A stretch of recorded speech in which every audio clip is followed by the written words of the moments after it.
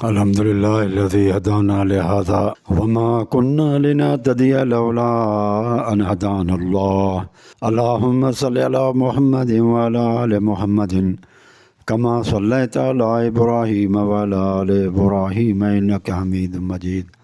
ساتھیو دوستو، آج کا جو یہ ہے ویڈیو اس بارے میں ہے کہ قرآن مجید ہمیں منافقین کی پہچان کس طرح سے کراتا ہے اور منافقین کی نشانیاں کیا ہیں، قرآن مجید کیا بتاتا ہے۔ تو جب ہمارے پاس نشانیاں آ جائیں گی جو قرآن مجید بتا رہا ہے تو پھر ہمیں سمجھنے میں بہت آسانی ہو جائے گی کہ کون سے لوگ منافق ہیں اور کون سے لوگ مومن ہیں۔ تو آئیے اب ہم دیکھتے ہیں قرآن مجید کو۔ قرآن مجید میں سورۃ توبہ میں یہ ہے کہ منافقین گھروں میں بیٹھے رہنے کو پسند کرتے تھے اور جہاد میں جانے کو پسند نہیں کرتے تھے۔ وہ کوشش کرتے تھے کہ کسی طرح سے جب اللہ کے رسول صلی اللہ علیہ وسلم ان کو دعوت دیتے تھے کہ جہاد میں چلو، جنگے میں چلو، تو میرے بھائیوں منافقین کوشش یہ کرتے تھے کہ ہم جہاد میں نہ جائیں۔ یہ چیز ثابت کر رہی ہے، لیکن ابو بکر اور عمر رسول اللہ صلی اللہ علیہ وسلم کے ساتھ ہر جنگ میں گئے ہیں، لہذا یہ نشانی ان کے اوپر فٹ نہیں ہوتی، ابو بکر اور عمر کے اوپر۔ اس کے بعد نبی کو خوش کرنے کے لیے جھوٹی قسمیں کھاتے ہیں۔ یہ قرآن مجید میں سورۃ توبہ اور آیت نمبر 62 ہے۔ اللہ تعالیٰ فرماتا ہے یحلفون باللہ لکم، محمد صلی اللہ علیہ وسلم یہ آپ کے پاس آتے ہیں تو قسمیں اٹھاتے ہیں، لیرضوکم، تاکہ تم کو راضی کر لیں۔ جھوٹی قسمیں اٹھا کر رسول اللہ صلی اللہ علیہ وسلم کو راضی کرنے کی کوشش کرتے تھے۔ یہ سورۃ توبہ آیت نمبر 62 ہے۔ ابو بکر اور عمر کبھی بھی قسمیں اٹھا کر انہوں نے نہیں کہا رسول اللہ صلی اللہ علیہ وسلم کو راضی کرنے کے لیے۔ کوئی ثابت نہیں کر سکتا کسی بھی کتاب سے کہ ابو بکر اور عمر حلف اٹھاتے تھے، قسمیں اٹھاتے تھے جھوٹی۔ تو لہٰذا یہ بھی بات بھی غلط گئی۔ یہ دو دلیل میں نے دے دیے۔ تیسری دلیل یہ ہے، قرآن مجید کہتا ہے کہ وَلَا يَأْتُونَ الصَّلَاةَ إِلَّا وَهُمْ كُسَالَىٰ، منافق نمازوں پر جب آتے تھے تو کسالہ سستی کر کے آتے تھے، چاہت اور نماز پڑھنے میں ان کو خوشی محسوس نہیں ہوتی تھی۔ کسالہ منافقین کی نشانی ہے کہ نماز پڑھنے میں سستی کرنا۔ ابو بکر عمر تو رسول اللہ صلی اللہ علیہ وسلم کے ساتھ فرض نمازیں تو کیا، تہجد کی نماز اور دوسری نمازیں بھی پڑھتے تھے۔ تو ان میں نماز کے بارے میں ابو بکر اور عمر نے کبھی بھی ان سے یہ ثابت نہیں ہوتا کہ نماز اور اللہ تعالیٰ کے احکام ماننے میں وہ سستی کرتے ہوں۔ جو کچھ وہ کرتے تھے عبادت تو وہ خوشی کے ساتھ کرتے تھے۔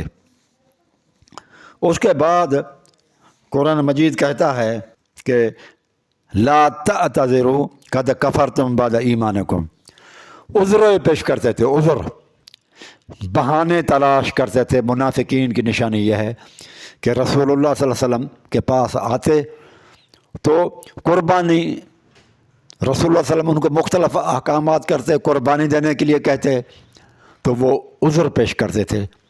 تو صحابہ ابو بکر اور عمر سے کبھی بھی ثابت نہیں ہے کہ کہیں بھی کسی بھی موقع پر رسول اللہ صلی اللہ علیہ وسلم نے کوئی حکم دیا ہو، احکامات دیے ہوں اور ابو بکر اور عمر نے وہاں پر عذر پیش کیے ہوں، بہانے تراشے ہوں، تو یہ بھی ثابت میرے بھائیوں نہیں ہے۔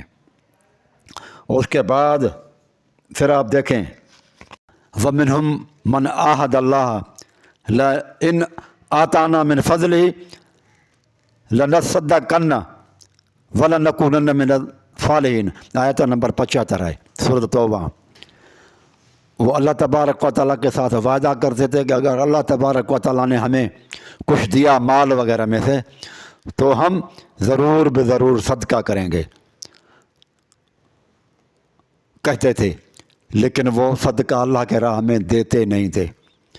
اور ابو بکر اور عمر نے تو دنیا لٹائی رسول اللہ صلی اللہ علیہ وآلہ وسلم کے اوپر، کبھی بھی انکار نہیں کیا مال خرچ کرنے کے لیے۔ اللہ کے رسول صلی اللہ علیہ وسلم نے جب کبھی کہا انہوں نے لبیک کہا۔ بلکہ تبوک میں تو اتنا ہے کہ رسول اللہ صلی اللہ علیہ وسلم نے حضرت عمر سے پوچھا کہ کیا لے کر آئے ہو؟ حضرت عمر نے آدھا مال لے آئے اور ابو بکر نے گھر کے اندر کوئی چیز نہیں چھوڑی۔ تو رسول اللہ صلی اللہ علیہ وسلم نے پوچھا ابا بکر صدیق سے کہ ماں اب قیت لے اہلک، اے ابو بکر تم اپنے گھر والوں کے لیے کیا چھوڑ کر آئے ہو؟ تو ابو بکر نے کہا اب قیت تو لہم اللہ و رسولہ، میں تو ان کے لیے اللہ اور اس کے رسول کو چھوڑ کر آیا ہوں۔ ہر چیز لٹا دی، رسول اللہ صلی اللہ علیہ وسلم کے حوالے کر دی، کوئی چیز گھر میں نہیں چھوڑی۔ یہ بہت بڑا ایمان ہے۔ اور ابو بکر عمر رضی اللہ تعالیٰ نے آدھی ملکت جو ہے نا وہ لے کر آئے، اور حضرت عثمان نے 900 اونٹ مال کے ساتھ بھرے ہوئے ایک دیے، پھر 900 مال اونٹ بھرا ہوا اور دیے، پھر یعنی کہ تقریباً 2700 جو ہے نا انہوں نے اونٹ سامان کے ساتھ بھرے ہوئے رسول اللہ صلی اللہ علیہ وسلم کے حاضر کیے، پیش کیے۔ تو یہ کس طرح سے ہو سکتے ہیں کہ وہ جو لوگ اتنی قربانیاں دیں، مال خرچ کریں اور جانوں کا نذرانہ پیش کریں، تو ان کو کہا جائے کہ وہ منافق تھے۔ یہ بھی آپ دیکھیں، یہ تاریخ تمدن عرب، the history and culture of Arabs, اور اردو میں ترجمہ ہے اس کا تاریخ تمدن عرب، اس کے صفحے نمبر 135 پہ لکھا ہوا ہے، ڈاکٹر لیبان لکھتا ہے اور سید علی برگلامی نے ان کا ترجمہ کیا ہوا ہے کہ جس وقت مال چھوڑا ابو بکر نے تو وہ ایک اونٹنی تھی اور جو ہے نا ایک تلوار تھی اور باقی ایک جو ہے نا وہ اوبا وغیرہ اس طرح کی چیزیں تھیں۔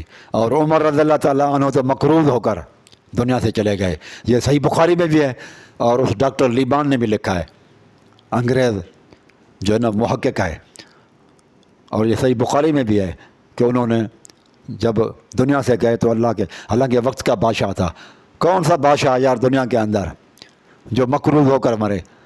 منافق تو پیسے کے لیے منافقی کرتا ہے نا۔ سوال یہ ہے کہ منافق جو منافقی کرتا ہے وہ کرتا کس لیے؟ دولت کو اکٹھا کرنے کے لیے۔ اور انہوں نے تو دولت کو 3 طلاقیں دی تھی، مقروض ہو کر مرے، جبکہ اتنی بڑی سلطنت 20 لاکھ مربع میل پر حکومت ہے عمر رضی اللہ عنہ کی، اور دنیا سے جا رہے ہیں تو مقروض ہو کر، تو یہ تو قطعاً منافق ایسے بندے ہو ہی نہیں سکتے۔ اسی طرح سے سورۃ توبہ آیت نمبر 83 کے اندر ہے انکم رضیتم بالعقود، تم لوگوں نے تو اے منافقوں بیٹھے رہنے کو، گھروں میں بیٹھے رہنے کو پسند کیا ہے، اول مرتن، پہلی دفعہ بھی جب تمہیں کہا گیا کہ چلو جنگوں کے اندر یا فلاں کام کے لیے، فلاں احکام ماننے کے لیے چلو، یا سفر پہ فلانی جگہ پر چلتے ہیں، تو تم نے پہلی مرتبہ اسٹارٹنگ میں بھی، اسٹارٹنگ کے دوران بھی تم لوگوں نے گھروں میں بیٹھے رہنے کو پسند کیا تھا۔ لیکن کبھی بھی ابو بکر، عمر، عثمان کے لیے یہ نہیں ہے کہ انہوں نے گھروں کے اندر بیٹھے رہنے کو پسند کیا ہو۔ اور اللہ تعالیٰ فرماتا ہے پھر فَقْعُدُوا مَعَ الْخَالِفِينَ، اور تم بیٹھے رہو، پھر گھروں میں بیٹھے رہنے والوں کے ساتھ ہی بیٹھے رہو۔ یہ منافق کی نشانیاں ہیں جو قرآن مجید ہمیں بتا رہا ہے۔ اس کے بعد ابو بکر اور عمر کو تو کسی ایک جنگ میں بھی وہ نہیں بیٹھے۔ ہاں، جنگ بدر کے اندر رقیہ رسول اللہ صلی اللہ علیہ وسلم کی جو ہے نا بیٹی، جو حضرت عثمان کو دی ہوئی تھی، وہ بیمار تھی، تو وہ حضرت عثمان رسول اللہ صلی اللہ علیہ وسلم کی اجازت سے تیمارداری، بیمار بیوی کی تیمارداری کے خاطر رسول اللہ صلی اللہ علیہ وسلم کی اجازت کے ساتھ رہے۔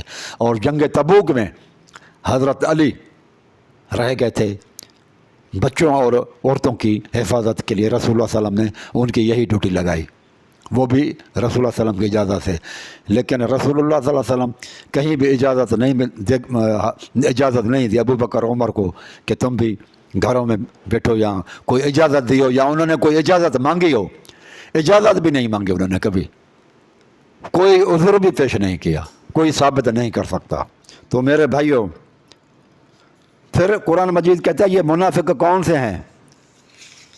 قرآن مجید کہتا ہے وَمِنْ حَوْلِ الْمَدِينَةِ مَرَدُّوا عَلَى النِّفَاقِ، سورۃ توبہ آیت نمبر 101 ہے۔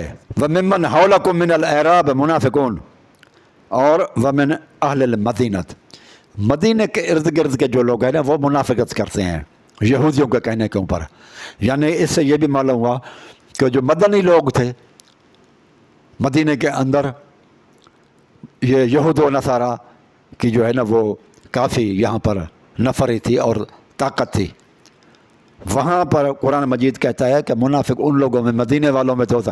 مکی لوگوں کو قرآن مجید نے کبھی نہیں کہا کہ ان میں منافق تھے، وہ دو ٹوک الفاظ سے اور نڈر تھے اور کھلا کھلا بولنے والے تھے۔ مکے کے لوگ جو بھی آئے اور کھل کر بولتے تھے، ان کے اندر منافقت، ان میں جرأت زیادہ ہوتی تھی۔ یہ البتہ قرآن مجید کہتا ہے کہ مدینے کے لوگوں میں منافق تھے اور مدینے کے ارد گرد میں۔ مردوا علی النفاق لا تعلمہم نحن نعلمہم، محمد صلی اللہ علیہ وسلم آپ ان کو نہیں جانتے لیکن ہم ان کو جانتے ہیں۔ یہ بھی اللہ تعالیٰ نے بیان کر دیا کہ مکے والے لوگوں میں شک نہ کرو منافقت کا۔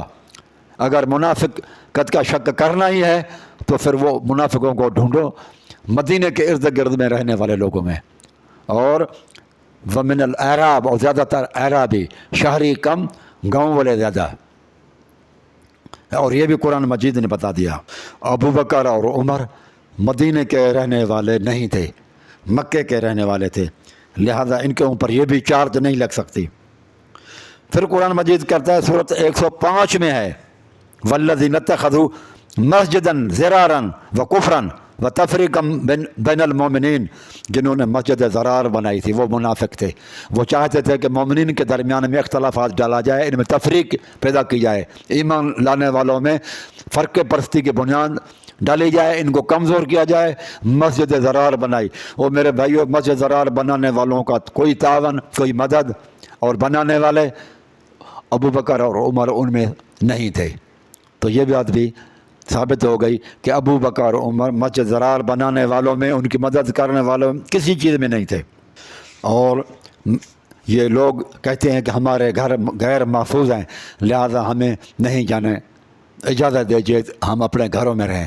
کبھی بھی رسول اللہ صلی اللہ علیہ وآلہ وسلم نے اللہ کے رسول سے ابو بکر اور عمر نے اجازت نہیں مانگی کہ ہمارے گھر محفوظ ہیں لہذا ہمیں اجازت دیجیے۔ وہ تو رسول اللہ صلی اللہ علیہ وسلم کے ہجرت کے بعد جب انعامات آپ کے اوپر رکھے گئے، انعام تھے نا رسول اللہ صلی اللہ علیہ وسلم پر رکھے گئے تھے کہ جو رسول اللہ صلی اللہ علیہ وسلم کو زندہ پکڑ کے لائے گا تو ان کو 100 اونٹ جو ہے نا وہ انعام دیے جائیں گے۔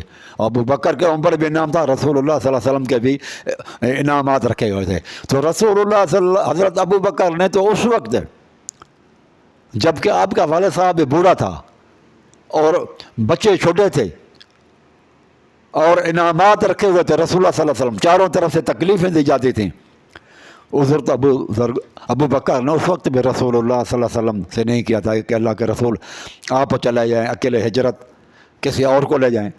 رسول اللہ صلی اللہ علیہ وسلم کے ہجرت کے اراد اور لوگ بھی تو تھے نا بھائی، حضرت امیر حمزہ بھی تو تھا، اور لوگ بھی تو تھے بنو ہاشم کے۔ کسی کو بھی رسول اللہ صلی اللہ علیہ وسلم لے کر نہیں گئے ہجرت۔ کس کو لے گئے؟ ابو بکر کو۔ اور ابو بکر نے کوئی عذر بھی پیش نہیں کیا، معذرت بھی نہیں کی۔ تو یہ چیز بتا رہے ہیں کہ وہ مومن پکے مومن تھے اور وہ منافقت نام کی کوئی چیز بھی ان میں نہیں تھی۔ تو یہ قرآن مجید کی سورۃ احزاب آیت نمبر 60 ہے، لَئِن لَّمْ يَنْتَهِ الْمُنَافِقُونَ وَالَّذِينَ فِي قُلُوبِهِم مَرَضٌ، اگر منافقین اپنی سازشوں سے اور افواہیں پھیلانے سے باز نہیں آئے، مُرْجِفُونَ فِي الْمَدِينَةِ، اور جو افواہیں غلط پھیلاتے ہیں مدینے کے اندر، دیکھا یہاں بھی مدینے کا ذکر ہے، لَنُغْرِيَنَّكَ بِهِمْ، ہم آپ کو ان کے اوپر غالب کریں گے محمد صلی اللہ علیہ وسلم، اور ثُمَّ لَا يُجَاوِرُونَكَ فِيهَا إِلَّا قَلِيلًا، محمد صلی اللہ علیہ وسلم منافقین آپ کے ساتھ زیادہ عرصہ نہیں چل سکیں گے، یہ آپ کے ساتھ رہیں گے بھی تو تھوڑا عرصہ رہیں گے، زیادہ نہیں۔ اور دیکھا آپ نے محمد صلی اللہ علیہ وآلہ وسلم کے ساتھ ابو بکر اور عمر، قرآن کہتا ہے منافقین زیادہ عرصہ نہیں رہ سکتے، قرآن کہتا ہے ثُمَّ لَا يُجَاوِرُونَكَ فِيهَا إِلَّا قَلِيلًا، مدینے میں آپ کے ساتھ زیادہ عرصہ منافق نہیں چل سکیں گے۔ یہ سورۃ احزاب آیت نمبر 60 ہے میرے بھائیوں۔ اب آپ دیکھیں کہ ابو بکر اور عمر تو ساری زندگی رسول اللہ صلی اللہ علیہ وسلم کے ساتھ رہے، اور زندگی کیا، حضر میں کیا، سفر میں کیا، جنگوں میں کیا، کبھی رسول اللہ صلی اللہ علیہ وسلم نے ان کو نہیں، وہ کسی صحابی نے اگر دعوت دی تو پھر رسول اللہ صلی اللہ علیہ وسلم انہیں کو لے جاتے تھے دعوتوں کے اندر بھی،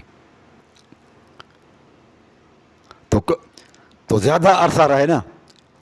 قرآن کہتا ہے منافقین تو بھاگ جائیں گے تھوڑا عرصہ رہ کر، وہ کیونکہ آپ کے ساتھ ان کی دل نہیں ہے۔ منافق کی کسی اس کے ساتھ جیسے منافقت کرتے ہیں دل میں محبت نہیں ہوتی، دل میں تو بغض ہوتا ہے، تو لہٰذا وہ بغض والا آدمی محبت تو اس کے اندر ہوتی نہیں ہے، اور محبت جو ہے نا وہ رکھتی ہے مسلسل لگاتار زیادہ عرصہ صحبت میں رکھتی ہے۔ جب محبت نہ ہو اور بغض ہو تو وہ صحبت جلدی ختم ہو جاتی ہے۔ لیکن ابو بکر اور عمر کی محبت تو رسول اللہ صلی اللہ علیہ وسلم کے زندگی میں تو رہی، لیکن رسول اللہ صلی اللہ علیہ وسلم کے دنیا سے وصال مبارک کے بعد مزار شریف میں بھی محمد صلی اللہ علیہ وسلم کے ساتھ ہیں، اور وہ دعائیاں مانگتے رہے اللہ تعالیٰ سے کہ ہمیں رسول اللہ موت کے بعد بھی رسول اللہ صلی اللہ علیہ وسلم کی رفاقت نصیب ہو، جو کہ یہ مومن کہہ سکتا ہے، منافق نہیں کہہ سکتا۔ اور ان کے ساتھ کہتے ہیں کہ ہمارا موت ہو اور قبر بنے جن کے ساتھ محبت، ہر آدمی دنیا کے اندر جس سے محبت ہوتی ہے نا اس کے لیے وصیت کرتا ہے کہ مجھے فلانوں کے ساتھ دفنانا ہے۔ یہ بہت بڑی محبت کی نشانی یہ ہے کہ جب بندہ مر رہا ہے تو وہ دیکھا جائے وہ اپنے آپ کو دفن کرنے کے لیے، قبر بنانے کے لیے کن کے ساتھ وصیت کرتے ہیں۔ بہت سارے منافقین تھے، ابو بکر عمر وفات پا گئے، ان کے آبا و اجداد بھی تھے، عزیز و اقارب بھی تھے، کہاں گئے؟ رسول اللہ صلی اللہ علیہ وسلم کے لیے دعائیں مانگتے رہے کہ ان کے ساتھ ہماری، رسول اللہ صلی اللہ علیہ وسلم کے ساتھ ہم دفن ہوں۔ رسول اللہ صلی اللہ علیہ وسلم کے ساتھ ان کو ملی رفاقت، اور رسول یہ صحیح بخاری کے اندر حدیث ہے اور شیعہ کتب کے اندر بھی ہے، ان ما بین ممبری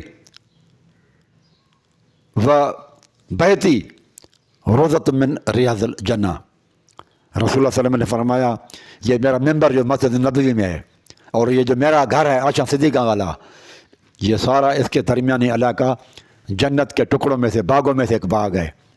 وہ اگر ابو بکر عمر منافق ہوتے، اللہ کے بندے ہوتے، وہ تو رسول اللہ صلی اللہ علیہ وسلم کے ساتھ جنت کے باغوں میں سے ایک باغ میں داخل ہیں، اور اگر وہ غلط ہوتے، منافق ہوتے تو فَأَعْرَضُوا عَنْهُمْ فَإِنَّهُمْ رِجْسٌ، قرآن کہتا ہے کہ محمد صلی اللہ علیہ وسلم یہ جو رجس ہیں، یہ منافق ہیں، ان سے آپ دور رہیں۔ یہ بہت بڑا ثبوت ہے کہ ابو بکر عمر رسول اللہ صلی اللہ علیہ وسلم کے ساتھ جنت کے باغوں میں، دنیا میں ہی جنت کے باغوں میں رسول اللہ صلی اللہ علیہ وسلم کے ساتھ ہیں، دنیا کے اندر ہی رسول اللہ صلی اللہ علیہ وسلم کے ساتھ ہیں۔ یہ جو دعا مانگتے تھے نا رسول اللہ تبارک تعالیٰ، ربنا اغفر لنا ذنوبنا وکفر عنا سیئاتنا وتوفنا مع الابرار، اے اللہ ہمارا خاتمہ مرنے کے بعد کن کے ساتھ ہو؟ ابرار کے ساتھ، اور ابراروں کے ساتھ کیا؟ رسول اللہ جو ابراروں کے سردار ہیں، دعا دونوں کی قبول ہوئی۔ ہاں یہ دعا علی رضی اللہ تعالیٰ عنہ کی قبول نہیں ہوئی۔ ربنا فاغفر لنا ذنوبنا، اے ہمارے رب ہمارے گناہوں کو معاف کر دے۔ یہ آیت نمبر سورۃ آل عمران کی 193 ہے، 193 193، سورۃ آل عمران کی آیت نمبر 193 ہے، چوتھا پارہ ہے۔ ابو بکر عمر اور علی یہ سارے دعائیں مانگتے تھے۔ ربنا کون سی دعا ہے؟ یہ سارے مانگتے تھے، صحابہ اور سارے اہل بیت یہ دعا مانگتے تھے۔ ربنا اے ہمارے رب فغفر لنا، ہمارے گناہوں کو معاف کر دے، ذنوبنا، ہمارے گناہوں کو، ذنب کہتے ہیں گناہ کو، اور ذنوب گناہوں کا جمع۔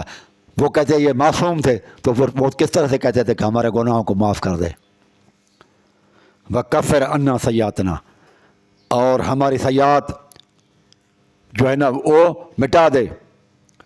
وَتَوَفَّنَا مَعَ الْأَبْرَارِ، اور ہمیں وفات دے ان لوگوں کے ساتھ جو ابرار ہیں۔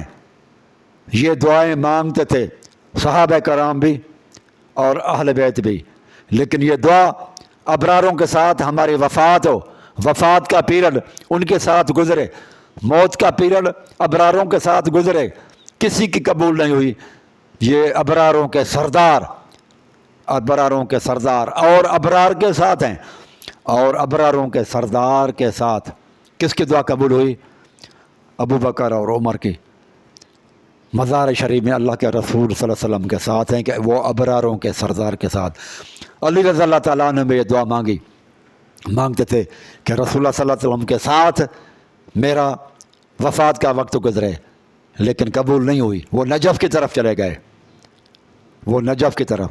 امام حسن و حسین ہیں، وہ بھی مانگتے تھے، ان کی بھی یہ دعا قبول نہیں ہوئی۔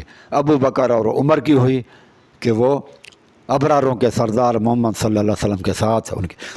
اب یہ یہاں پر بہانہ نہ کیا جائے کہ وہ حکمران تھے، وہ حکمران تھے تبھی ان کو جگہ ملی رسول اللہ صلی اللہ علیہ وسلم کے ساتھ مزار شریف میں کٹھے، اس لیے کہ وہ حکمران تھے۔